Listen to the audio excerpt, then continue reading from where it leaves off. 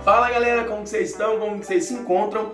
E hoje nós vamos falar sobre Atos capítulo 9, parte 2. Talvez você vai se perguntar, você está acompanhando o nosso canal aí e fala assim, mas a gente já não viu Atos capítulo 9? Sim, nós vimos a parte 1, que vai falar da conversão de Paulo, que trouxe magníficas consequências, né? Santas consequências para o reino de Deus, para a igreja e para o mundo ocidental, para o mundo de forma geral. Mas agora o escritor de Atos, Lucas, ele vai parar de falar de Paulo depois da conversão dele e ele vai terminar o capítulo 9 voltando a atenção dele para Pedro. Então, se você tá com o seu caderno, com a sua caneta aí, eu peço que você anote, peço que você pegue o seu caderno e anote.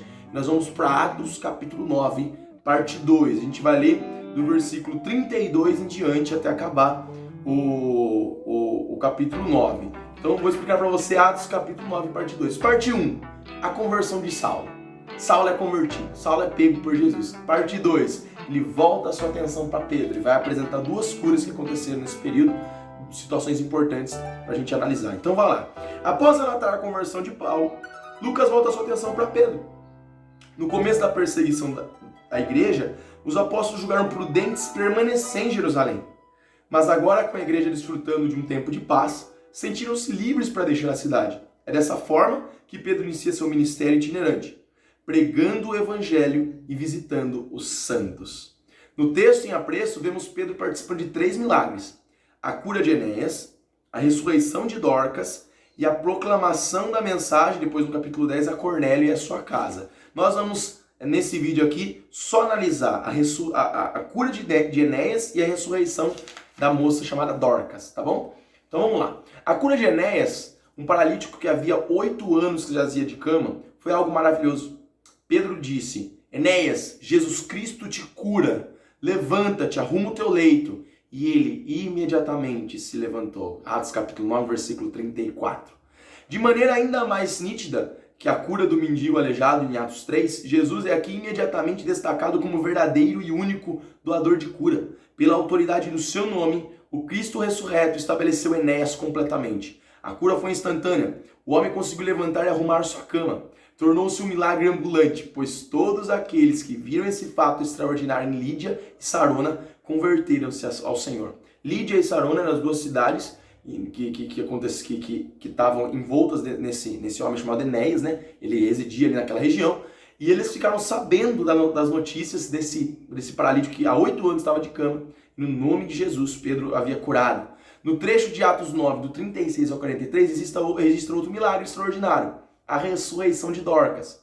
Dorcas significa Tabita, que quer dizer gazela, tá bom? Mulher notável pela prática de boas obras e ofertas de esmolas. Integralmente dedicada à beneficência e ajuda do próximo. Ela cuidava especialmente das viúvas. Essa notável serva do Senhor adoeceu e morreu. Os irmãos colocaram seu corpo no cenáculo. Até então, não havia registro de que os apóstolos tivessem sido usados por Deus para a ressurreição de mortos. Isso mostra a fé e a confiança dos crentes de Jope em mandar buscar Pedro em Lídia. Pedro chegou e ordenou que as pessoas que estavam chorando e lamentando saíssem do quarto, pois o milagre que estava prestes a acontecer não era um espetáculo. Isso aqui é muito interessante. Eu falo porque eu já errei muito nisso. Às vezes eu queria falar sobre cura, sobre restauração, e Jesus já me usou para curar pessoas, Jesus usou outros amigos meus para curar pessoas, mas nos cultos eu já tive muita ideia de fazer daquilo um espetáculo, não para gerar fé no povo, não para instigar a fé do povo em crer que Jesus realmente cura, mas para se tornar um espetáculo, algo circense. E a cura de pessoas, quando a gente ora no nome de Jesus, ele nos prometeu em Marcos capítulo 16, dizendo: vocês orarão pelos enfermos, vocês imporão as mãos sobre os doentes e eles serão curados. É uma cura que serve à igreja, porque o milagre não é salvação. Você ser curado não quer dizer que você vai ser salvo. Mas o milagre traz a atenção para o pós-milagre, que é a pregação do evangelho, que vai curar a pessoa não só do corpo, mas da alma, né? Do coração, vai salvar ela do pecado. Então, Pedro, naquele momento, ele manda todo mundo, sai do cenáculo. Agora deixa só eu e ela. Ela está morta, deixa eu e ela aqui. Por que ele tem esse desígnio de tirar todo mundo de lá? Porque ele não queria fazer da cura um espetáculo público. Ele não queria fazer da cura um negócio de comercialização da fé. Então você pode filmar, você pode usar suas redes sociais para pregar o evangelho, até filmar curas, eu não acho isso errado. Mas desde que a sua intenção não seja tornar isso de vou mostrar o quanto o meu ministério é poderoso, o quanto o meu ministério traz cura e restauração. Se essa for sua intenção de fazer propaganda usando o nome de Jesus, eu acho que é errado. Por quê? Não, eu não só acho, tenho certeza. O próprio Cristo não gostava desse tipo de exibicionismo. Os apóstolos da igreja neotestamentária não gostavam desse tipo de exibicionismo. Nós devemos orar por cura. Jesus cura, mas nós não devemos fazer exibicionismo com curas. Aí ele vai falar assim, ó, veja que lindo. Colocando-se de joelhos, Pedro orou e voltando-se para o corpo disse, veja aí no versículo 40 e 41, Tabita, levante. Ela abriu os olhos e vendo a Pedro, sentou-se. Ele, dando-lhe a mão, levantou-a e chamando os santos, especialmente as viúvas, apresentou-a viva. Que diferença fundamental em relação às práticas feiticeiras e milagreiras de cunho ocultista. Aqui não são surradas fórmulas mágicas, não se cita nenhum nome misterioso, nem se realizam estranhas benzedoras. Emite-se uma ordem cordial e espera-se com fé que essa ordem, possível como tal, seja cumprida pela ação de Deus. Qual a ordem? Em nome de Jesus. Ele diz muito claro, Tabita, levanta-te. Ele dá uma ordem. Por quê? Porque o Espírito que estava nele, o Espírito Santo, estava movendo ali para ele. Era uma ordem, levanta-te. Assim como a cura de Enéas, a ressurreição de Dorcas, atraiu a atenção do povo e muitos creram em Jesus Cristo. Pedro permaneceu vários dias em Jope, em casa de um curtidor chamado Simão. Essa cidade, séculos antes, foi a primeira parada do profeta Jonas. Foi também em Jope que Deus constrangeu Pedro a ir à casa do gentil Cornélio para lhe pregar o evangelho. Nessa mesma linha de pensamento, Justo Gonzalez afirma que o fato da visão de Pedro acontecer em Jope é relevante e significativo, pois foi ali que Jonas foi chamado por Deus para ir a Nínive. E tomou um navio em direção oposta, a Tarsis. O verdadeiro nome de Pedro é Simão, filho de Jonas. Agora esse Simão, filho de Jonas, como o Jonas anterior e na mesma cidade de Jope, houve o chamado para avançar além dos limites do povo de Israel. Eu quero parar por aqui porque no próximo vídeo, no vídeo que vem, Atos capítulo 10, vamos falar sobre Atos capítulo 10, e aí vamos ver sobre a conversão de Cornélio, um centurião piedoso. Mas eu quero destacar aqui dessas duas curas. A cura. Como que eu posso curar alguém em nome de Jesus? Primeiro, a Bíblia fala para a gente orar no nome de Jesus. Imporão as mãos sobre os doentes e eles serão curados. Muita gente veio me perguntar, até de forma irônica, por que Jesus não cura da Covid? Por que morreu no Brasil 600 mil pessoas de Covid? Por que no mundo morreu mais de 5 milhões de pessoas de Covid? Essa é uma pergunta meio até irônica. Por que Jesus não cura da Covid? Então, Jesus cura da Covid porque teve muitos recuperados da Covid, então com certeza a ação de Cristo também curou pessoas da Covid. Mas eu quero dizer para você que a cura, ela não é algo central no Evangelho. Ela é algo que é uma coluna fundamental na propagação da mensagem, devemos orar por cura, mas nós não devemos fazer das curas divinas, da oração de cura no nome de Jesus, como algo assim, que nós devamos, não é central em relação à salvação. A gente vê Jesus curar 10 leprosos e um volta a agradecer. Aquele que volta a agradecer recebe a palavra do Senhor. Então a gente sempre tem na nossa cabeça que muitas pessoas vão ser curadas por Jesus. Nem todas elas serão tocadas pelo Evangelho. Porque o objetivo do Evangelho é o quê? Fazer pessoas crerem em Jesus como Salvador e Senhor da vida delas. Curar uma pessoa, ela está na cadeira de roda, ela se levanta na cadeira de roda. Que acontece isso muito quando as pessoas oram no nome de Jesus. Cura da cadeira de roda, cura do ombro, cura da hernia de disco, cegueira, audição. Mas se ela não for convertida a Jesus, ela vai ao inferno andando daí.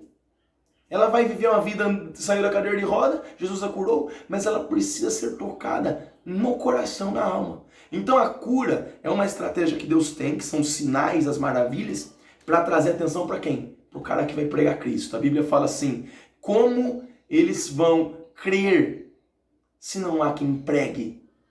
Então se não tiver nenhuma cura, a gente deve orar por cura, mas se não houver nenhuma cura, mas se tiver uma pregação do Evangelho, ela vai curar algo que é muito mais profundo que o corpo. Ela vai curar a alma. Ela vai curar o coração, ela vai trazer de volta, ela vai vivificar o espírito morto, porque a Bíblia fala que nosso espírito estava morto nos nossos delitos e nossos pecados.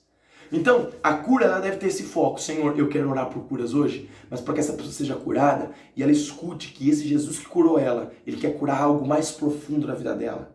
Quando eu saio nas sextas-feiras para evangelizar e oro por curas, eu quero que as pessoas sejam curadas, mas para servi-las, mas para depois trazer a atenção delas para o Cristo que as cura e que quer salvá-las, quer salvar a alma dela da perdição, da morte eterna, da segunda morte, a saber, o lago de fogo e enxofre. Nós temos que ter isso na cabeça. O apóstolo Pedro tinha isso. Na primeira cura, ele levanta um rapaz que está há 8 anos sentado, coxo, enfermo, não conseguia se levantar. Ele cura e depois as pessoas creem no nome de Jesus. Na ressurreição de Dorcas, que era uma mulher piedosa, que cuidava das viúvas e andava junto com as viúvas, Dorcas é curada, não curada, é ressurreta. A primeira ressurreição depois de Jesus ir embora. Depois de Jesus morrer e ressuscitar, o primeiro discípulo que realizou o milagre de ressuscitar um morto foi Pedro, e está registrado nas Sagradas Escrituras. Quer dizer que aquilo que Jesus falou, vocês vão fazer coisas que eu faço e maiores do que essas, começa a se cumprir aqui em Pedro. Vocês não vão só curar enfermos, vocês vão ressuscitar mortos. Isso está sobre sua vida. Você pode ressuscitar mortos no nome de Jesus. Você pode curar pessoas. Pastor, você já ressuscitou algum morto? Eu não, mas todo velório que eu vou, eu fico no cantinho e começo a orar para a pessoa ressuscitar. Eu quero ver o Espírito Santo realizando em mim o que realizava na vida dos apóstolos. Não é mentira a palavra de Deus. Eu quero ver curas, mas depois para dizer o seguinte: existe salvação no nome de Jesus. Amém? Aquilo que Jesus fez, cura de cegos, tudo, você pode fazer. Quantas pessoas você já orou para que ela fosse curada? Quantas pessoas você impõe a sua mão e falou assim, em nome de Jesus, seja curado dessa dor de cabeça que você tem? Quantas pessoas você orou e falou assim, em nome de Jesus, eu tive uma experiência, hoje inclusive, a minha esposa estava com uma cólica muito forte, que ela não tinha, fazia 4 anos já, a cólica, e eu orei por ela, falei, em nome de Jesus, dor, vai embora, em nome de Jesus. E passou alguns minutos, ela não tinha dor nenhuma mais. Por que a gente ora por curas? Porque sabemos que Jesus pode fazer. Mas a cura, ela é um sinal de amor que Deus tem por nós ainda aqui na Terra, mas ela é uma arma, uma estratégia para atrair pessoas para ouvir a mensagem do Evangelho. Cura, só para curar, só para trazer gente e bagunça, isso não é Evangelho. Jesus curava e depois pregava a palavra. Jesus curava e depois sermão da montanha. Jesus curava e as pessoas diziam, ele não ensina igual aos fariseus, mas ele ensina como aqueles que têm, como quem tem autoridade. Por quê? Porque ele curava, ele expulsava demônios, ele ressuscitava e depois ele pregava a palavra. Os sinais credenciavam ele para poder ensinar. Então nós temos que ter isso na nossa cabeça. As curas não podem servir para você trazer um espetáculo para você, mas deve trazer as pessoas para ouvir sobre o Jesus que está em você. Tire o foco de você, coloque o foco em Jesus. E você vai ver coisas milagrosas acontecendo na sua vida. E você que nunca orou por algum enfermo, comece a orar. Você vai ver Deus começar a te usar para curar pessoas. Deus te abençoe. Finalizamos Atos capítulo 9, parte 2. E no próximo vídeo, nós vamos aprender sobre Atos capítulo 10. O Cornélio, centurião piedoso que foi alcançado por Jesus, né? O primeiro gentil aí começa a pregação do evangelho para os gentios, né? Os povos que não são judeus. Deus abençoe você.